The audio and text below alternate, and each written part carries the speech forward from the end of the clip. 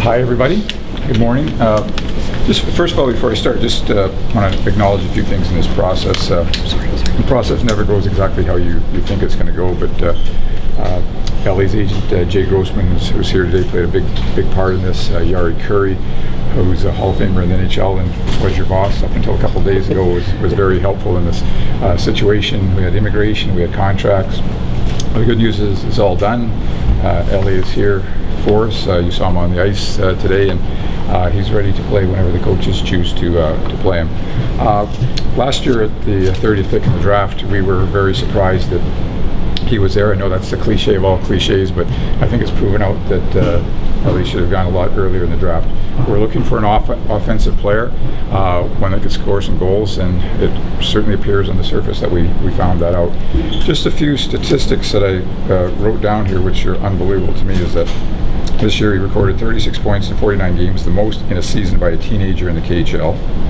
He recorded 19 goals and 17 assists, both the most in KHL history by an 18-year-old. He scored 6 goals in 11 playoff games with Jokerit, who reached the second round of the KHL playoffs. He was named to the KHL All-Star game. He claimed the KHL Rookie of the Month in honors in September and October. He notched a hat-trick in his KHL debut on August 23rd, the KHL's youngest player to ever accomplish that. He had 9 points in 5 games in the Olympics, tied for the second most in the tournament, and the second best total by an under-18 player in Olympic history. And then he led Finland in points in the 2018 World Junior Championships with 6. He's had basically a very normal year. He's played for Jokerit in the KHL. He's played for the Finnish national team. He's played for the Finnish Olympic team. He's played for the Finnish World's Junior team. He's played in the KHL All-Star game, and very soon he's going to play for the Nashville Predators. And he told me he's not tired. So that's what you get for an 18-year-old. So ladies and gentlemen, it's our pleasure to have Eeli here with us. This is a great move, obviously, for today and our future. He comes in at a great spot right now with 6 games left in the regular season. Gives us an opportunity to give him a look and gives us that depth that we're going to need in the playoffs. So this is the end of my paper, but I'd like to add a couple more lines here before the year's over. So any questions for Eeli? Eeli, what do you want to bring to this team? First offense. I think that's where I'm good at. So probably some new things in the power play and offense. What's it like for you to join a team that's just #1 in the league? It's kind of a unique situation to come in at this time of the year and join the #1 team in the league. Yeah, of course. I mean, playoffs are coming, and I know they're a really good team, so it's easier to jump in. I think because there's a lot of good players, and they're gonna push me forward. So I think that's a good thing for me. Eeli, how do you feel your resume this season in terms of where you've played and will help you in this transition at a young age? Yeah, for sure. I've been on a lot of new teams this year, so it's easier to jump here. It's not the first time I'm going to new teams, and yeah, I think the Olympics was a good experience. There's a lot of old NHL players, so I think that helped me a lot too. Eeli, when you started your season with Jokerit, did you ever think that you would end up here at the end of the season? Not really. I was just thinking, just make a spot in the Jokerit and get some ice time, and I don't know. It feels kind of crazy when we're here right now. Love to have a few Finnish guys around as well. Yeah, it's nice. It's easier. We can speak a little Finnish, and if you don't know something, they will help me. What have the last couple of days been like for you? You go from you're out of the playoffs to all of a sudden you get this new challenge now.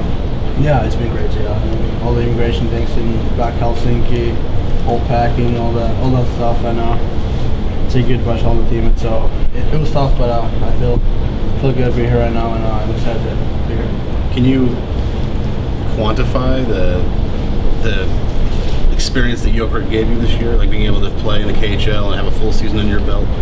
Yeah, I think that was a good opportunity for me to play the KHL. I think it's the second best league in the world, so I think that helped me a lot as a player and as a person, because I live by myself and you travel a lot in Russia. You don't know what's going on and what's going to happen tomorrow or so. I think that's a big help for me.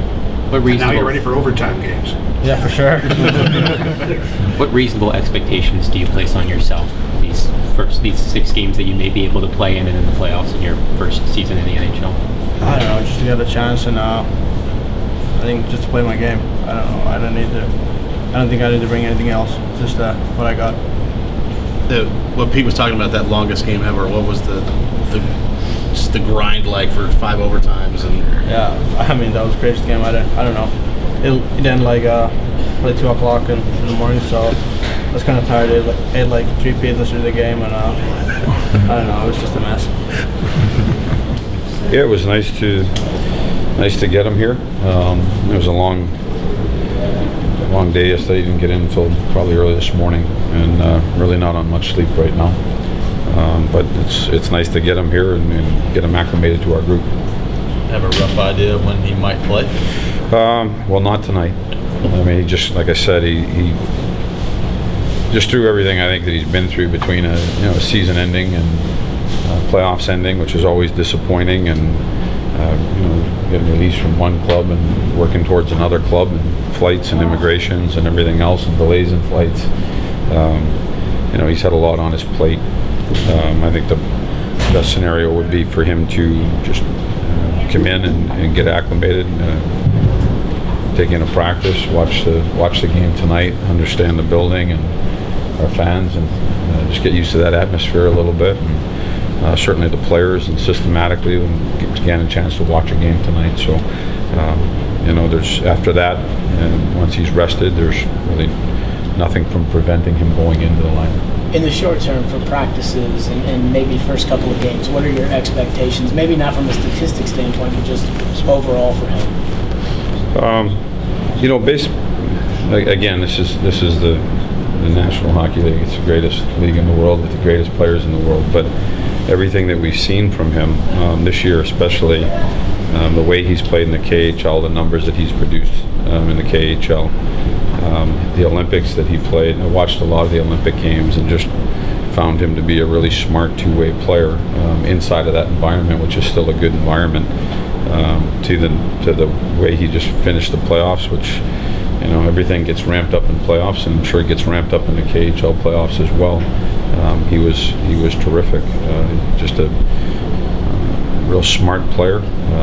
Obviously, great offensive instincts, and we're certainly hope that translates over here. Peter, does the acclimation process change for a player? Even though he is 18 years old, he did play in a professional league. Yeah. He did play in the Olympics.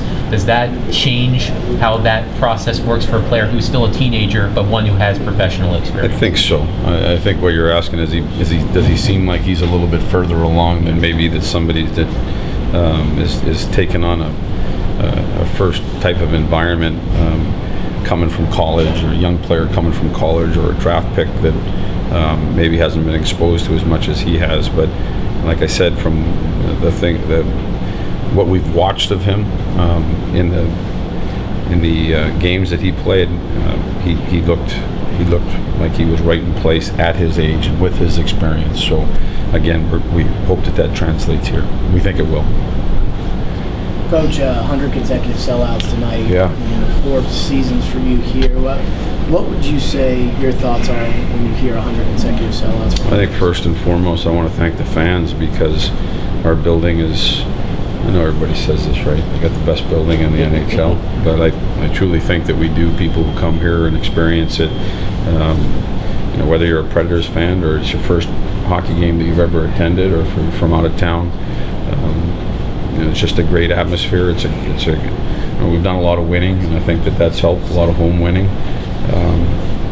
The production, the people that work inside this building, and for the Nashville Predators that sell the tickets, and the people who put on the in-game promotions, and the entertainment that goes on outside of what's going on the ice. It's just, you can't beat it. And certainly the fans, they bring it every night. And we're fortunate to have such passionate and loyal fans here, because our players feel that. They know it makes a difference, and we're grateful to be here. To have it be 100 in a row is amazing, and we look to try to keep that going. What would you say, like, the impact that the city has had on the sport would be, as somebody who's coached in different places and is a lead guy? Yeah, what this town has done. It's incredible to me to see the coverage that we get. It's in a smaller market, Nashville, Tennessee, we get great coverage from all of you, and we appreciate that. The way the businesses support us, the way the The fans support us. The community support us. The amount of jerseys that you can see in schools on kids on a game day or in a playoff run just tells me that we have 100% support of the community, and that's really important. And our guys do a lot, to always try to give back to the community. And I think that we've got a special group of players in here, but it's certainly it's been an incredible relationship between the community, the fan base, and the team.